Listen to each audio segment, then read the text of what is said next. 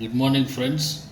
Success in real estate is not only about earning money, it is about creating a long term wealth. Take the example of film star Allu Arjun. In 2014, he invested around 14 crore rupees in a prime 4,000 square yard plot in Jubilee Hills. Today, that is valued at over 100 crore rupees. On that property, he built a stunning luxury mansion worth an estimated 80 to 100 crore rupees. What is the lesson? Buy the right land, hold it with patience, let the time multiply your wealth. Real estate rewards vision, not emotions. The biggest fortunes are often created by those who recognize the potential of location before everyone else.